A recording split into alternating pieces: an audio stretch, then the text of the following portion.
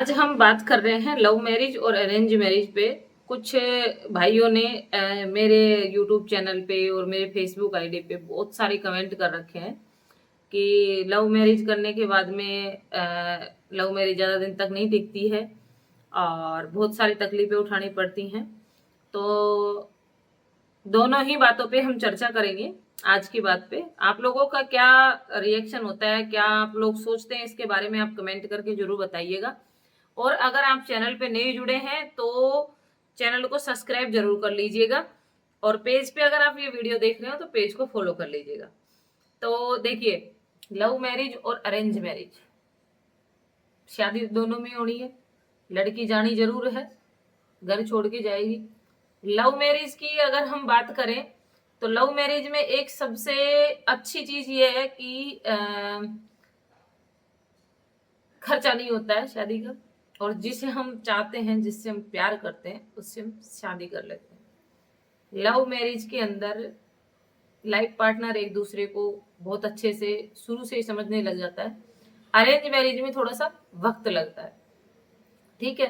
अब love marriage में एक लड़की को अगर कोई भी तरीके से समस्याएं आती हैं तो घर वाले इस तरीके से पल्ला झाड़ लेते हैं, सीधा ये बोलते हैं कि तूने तेरी पसंद से शादी की थी, अगर अब तुझे कोई तकलीफ आएगी तो तू आके हमसे नहीं कहेगी। लड़की बेचारी सोच लेती है कि अब मेरा घर है तो, पियर है तो, ससुराल है तो, सब कुछ मेरा ससुराल ही है और मेरा पति है। अब सब 70% लव मैरिज की मैं कहानी बता दूं, 70% के मैं 80% की कहानी बता दूं कि शादी करते टाइम तो कर लेते हैं, प्यार करते टाइम तो कर लेते हैं, लेकिन जब बारी आती है उस रिश्ते को निभाने की तो क्या होता है।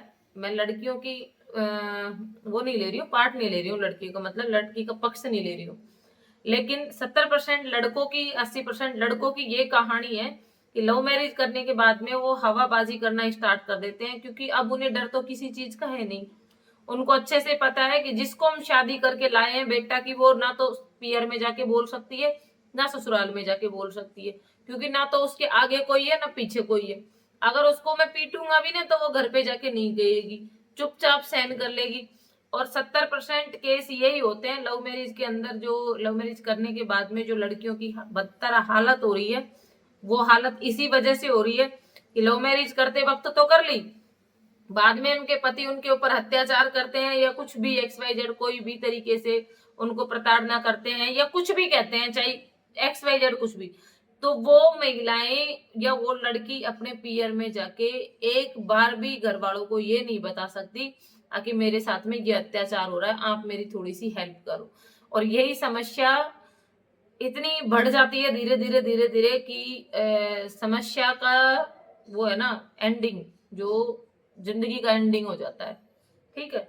अगर वो बाय द वे अगर पियर में चली भी गई और उसने कहा भी, तो उसके घर वाले उसकी कोई हेल्प नहीं करेंगे, उसको बोल देंगे कि तेरे ही कर्म थे और अब तू भुगत। सही है ना ये बात। 70% 80% की बात कर रही हूँ लव मैरिज करने वालों की, इसी तरीके से चलती है, ठीक है। मेरे से पूछ लेना और भी हकीकत जाननी है तो। कल मैंने एक वीडियो देखा था और उस वीडियो में एकदम साफ सट और अच्छे तरीके से बताया गया था, और वो वीडियो देख के वास्तव में मेरी आंखें भर आई, क्योंकि महिलाओं के साथ में क्या हो रहा है और आदमी के साथ में भी महिलाएं क्या क्या कर रही हैं, दोनों तरीके के वीडियो दिखाए गए थे इसके अंदर। तो लव मैरिज करने वाली लड़कियों से घर वाले कैसे पल्ला झाड़ते हैं जान लिया आपने, कि अगर लव मैरिज उसने खुद ने की है तो सीधा बोल देंगे कि तेरे कर्म थे, तू तेरे हिसाब से देख ले, हमसे आके मत बोल। भाई भी ऐसे ही बोलेंगे, भाभी भी ऐसे ही बोलेगी, मम्मी पापा भी ऐसे ही बोलेंगे, अगर तेरे कर्म थे, अब तू देख ले तुझे क्या करना है। आप सब अरेंज मैरिज वालों की बात कर लो, मैंने अरेंज मैरिज के भी काफी उदाहरण देखे हैं, मेरे मायके में देखे हैं, जिनके घर वालों ने घर वालों की पसंद से शादी की थी।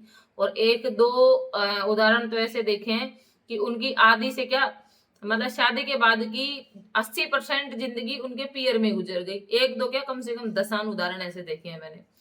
और वही नहीं देखे मैंने, मैं एक एनजीओ में जॉब करती थी, तो एनजीओ में जॉब थी ना, तो उसके अंदर भी मैंने हर एक घर घर में, हर एक ढाणी ढाणी में, हर एक गांव में जा जाके महिलाओं के साथ में बातचीत की है। तो अरेंज मैरिज वाली महिलाओं को भी मैंने देखा है, क्योंकि काफी लड़कियां, काफी महिलाएं पतियों की प्रताड़ना की वजह से वो पीयर में ही रहती हैं। अब पीयर में रहने वाली लड़कियों के साथ में क्या होता है मैं बता दूं आपको, ना तो उनकी भौजाइयां इज्जत करती हैं, ना उनके मायके वाले उनकी इज्जत करते हैं। बेचारी उनकी पूरे काम करेंगी और फिर भी उनको ढंग से रोटी खाने के लिए नहीं मिलेगी। ये 70% फैक्ट है। और अगर घर वालों से जाके वो शिकायत करती है ना, तो वो यही कहते हैं कि तेरे कर्म में यही लिखा था। उधर बोल दिया कि तूने कर्म किया था, इधर बोल दिया कि तेरे कर्म में यही लिखा था। तो मेरी बहनों, खुद सक्षम बनो, खुद अपने हाथ पैरों पे खड़े हो जाओ। शादी करने से पहले 100 बार सोचो, लव मैरिज करने से पहले भी 100 बार सोचो, अरेंज मैरिज करने के बाद में भी 100 बार सोचो कि अपनी लाइफ में अगर हमें अच्छे तरीके से लाइफ को सेटल करके चलना है, अच्छे तरीके से लाइफ में आगे बढ़ना है, अच्छे तरीके से हमें जिंदगी जीनी है, तो हमें खुद को आदमी के बराबर खड़ा होना पड़ेगा, कमाना पड़ेगा अच्छे से। इज्जत पाने के लिए चाहे आप घर पे रहो, जरूरी नहीं है कि आप नौकरी करो, लेकिन घर पे रह के भी आप छोटा मोटा अपना कोई भी काम कर सकती हैं। जरूरी नहीं है कि नौकरी करके ही पेट पाला जाता है, घर पे भी रह के बहुत सारे ऐसे काम है, बहुत सारे ऐसे रोजगार है जो घर पे बैठ के भी महिलाएं कर सकती हैं। मैं खुद एक महिला हूं और मैंने बहुत संघर्ष किया है मेरी लाइफ के अंदर, और संघर्ष किया नहीं है, संघर्ष चल भी रहा है मेरी जिंदगी में अभी। ऐसा नहीं है कि संघर्ष छूट गए मेरे हाथों से, लेकिन मैंने अकेले मेरे दोनों बच्चों को मैंने किस तरीके से पाला है, आज तक का रिकॉर्ड है। कोई एक पैसे का दागी नहीं है, कोई एक पैसे का वो नहीं है। अकी साहब, बच्चों की परवरिश में, बच्चों की जन्म से लेके बच्चों की आज तक, यानी कि बेटी मेरी 13 साल की हो गई, बेटा मेरा 10 साल का हो गया, तो दोनों बच्चों की परवरिश में या दोनों बच्चों के खर्चे में मैंने आज तक किसी का एक पैसा, एक चवन्नी भी अगर मैंने इनकी परवरिश में किसी का काम में लिया हो, तो इतनी सक्षम मैं अपने आप को बना रखी हूं कि मैं किसी का ताना 1% नहीं सुन सकती। क्योंकि ये जो एहसान करते हैं ना, वो एहसान करने वाले जिंदगी के पूरे सुकून छीन लेते हैं, ये एकदम फैक्ट चीज है। तो मैं यही कहूंगी कि लव मैरिज करो या अरेंज मैरिज करो, लेकिन जितनी भी मेरी बहनें, काफी सारी बहनें वीडियो देखती हैं, बहुत सारी बहनों का मेरे पास में कॉल भी आता है, मेरे से बातचीत भी होती है, तो वो यही कहती हैं कि अब हम क्या करें। कई बहनें ऐसी हैं कि जिनके डिवोर्स हो गए हैं, कई बहनें ऐसी हैं, मेरे काफी बहनों की बात होती है। जरूरी नहीं है कि सोशल मीडिया पे मैं काफी सारी बकवास करती रहती हूँ, तो मैं महिलाओं की मैं बहुत इज्जत करती हूँ और उन आदमियों की भी बहुत इज्जत करती हूँ जो एकदम महिला को अच्छे से समझते हैं, अच्छे से पहचानते हैं, किसी महिला से गलत शब्द नहीं बोलते हैं।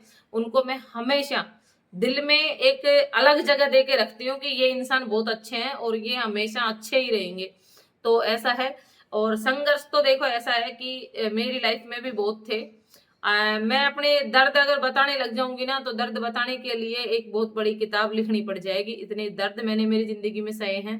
और खास तौर पे जब ये जो मई का महीना जो आता है मेरी लाइफ में, ये बहुत बड़ा तूफान लेके आता है। मई के महीने से मेरी जिंदगी की बहुत गंदी सिचुएशन स्टार्ट हुई थी। और एक्चुअली जो मई का महीना एक इतना गंदा महीना मानती हूँ मैं मेरी लाइफ में, अगर सबसे बुरी चीज अगर कुछ है तो मई का महीना है। मैं कभी भी मई के महीने को मेरी लाइफ में शुभ नहीं मानती हूँ। मैं लाख कोशिश करूँ ना, तो भी मेरा मई का महीना हमेशा हर एक साल में रोने में जाता है। और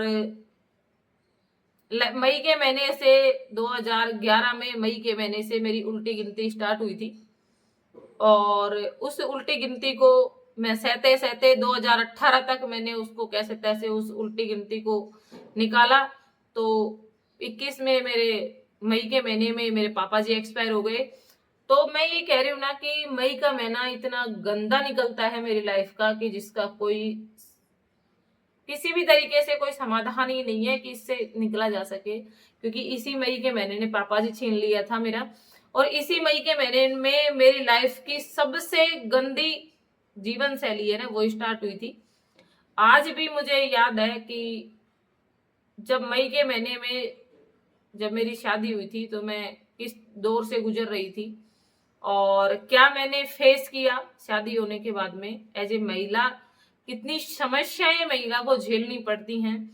आदमी सुबह निकल जाता है अपना खा पी के, शाम तक कोई मतलब नहीं है, घर पे आए तो आए, नहीं ठीक है।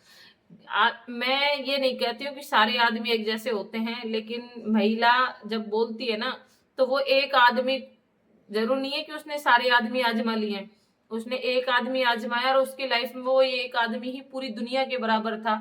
तो फिर आप सोच सकते हैं कि वो बोलती है ना, तो सब आदमियों के लिए नहीं, उसी आदमी के लिए बोलती है, लेकिन उसके दिमाग में ये रहता है कि दुनिया के सारे आदमी एक जैसे होंगे। लेकिन ऐसा नहीं होता है, दुनिया की सारी महिलाएं भी खराब नहीं होती है, तो दुनिया के सारे आदमी भी खराब नहीं होते हैं, अच्छे भी होते हैं। लेकिन काफी बार लोगों के सवाल होते हैं कि लव मैरिज अच्छी होती है कि अरेंज मैरिज अच्छी होती है। तो दोनों ही चीजों का मैंने आपको फर्क बताया इस वीडियो के माध्यम से। और मैं रसोई में बैठी हूँ, रसोई में बैठ के ही मैंने ये वीडियो बनाया, क्योंकि मेरे रूम में पंखा चल रहा है। आज मुझे ऐसा लग रहा है कि मतलब कभी तो मुझे एकदम से बहुत ज्यादा सर्दी सी लग रही है, फिर कभी मुझे एकदम से बेचैनी सी होके पसीने से आ रहे हैं। तो उधर बैठे पंखा चल रहा है क्योंकि उधर बच्चे बैठे हैं। हालांकि लोगों के यहाँ पे कूलर चल रहे होंगे, लेकिन मेरे ये मकान है ना जो ठंडा रहता है, इस वजह से हम तो पंखा ही चलाते हैं इसके अंदर। और अभी मैं रसोई में आई थी, कुछ बर्तन रखे हुए हैं, कुछ तो साफ हुए रखे हैं घर की साइड, तो इनको ऊपर रखने हैं और कुछ बर्तन साफ भी करने हैं। और सुबह बनाया था मैंने सूजी का हलवा और कड़ी, तो बच्चों ने वो खाया। अब मैं थोड़ा सा इनके लिए रोटी, बोल रहे हैं कि एक एक रोटी खानी है, लेकिन कड़ी के साथ में रोटी खानी है, तो इनको रोटी बना देती हूँ। पतिदेव जी तो बोल दिए कि मैं तो हलवाई कड़ी से ठीक है, मैंने मुझे भूख नहीं लग रही, तो ठीक है, उन्होंने वो कर दिया। अब मैं इनको खिला देती हूँ, मेरा मन नहीं कर रहा है खाने का। तो थैंक यू आप सभी को। मेरे हिसाब से जो लव मैरिज करती हैं बहनें, उनको समझ में आ गया होगा कि मत किया करो। हालांकि मैं खुद करके बैठी हूँ, लेकिन मैं सलाह यही दूंगी कि आप लव मैरिज मत किया करो।